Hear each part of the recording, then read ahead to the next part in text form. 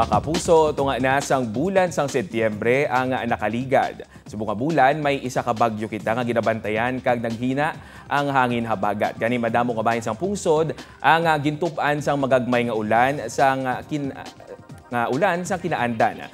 Ang inyo makitaan sa mapa, base sa monitoring sa pag-asa halin September 1 tubtob 17, ang mga lugar nga may duag pula ang nakarecord sang way below normal rainfall amount o kuntuman kagamay nga ulan sang mga nagliligad nga tinion.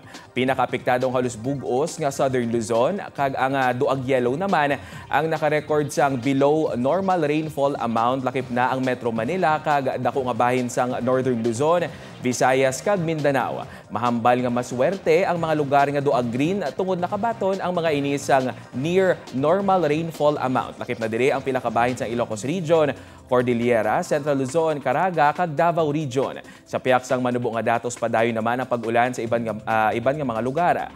Ulan naman ang tuga sang Intertropical Convergence Zone ang ginalauman sa Mindanao samtang mga localized thunderstorm naman sa iban pa nga bahin sang pugsod. Suno sa pag-asa, subong nga aga lauman ang pag-ulan sa pila ka bahin sang Western Visayas base sa rainfall forecast sang Metro Weather. Magapadayon ini kag manginlapnagon karon sa hapon. May pila ka mga lugar nga pwede tupaan sang mabaskog nga pag-ulan gani mangin alerto sa pagbaha o kun landslide.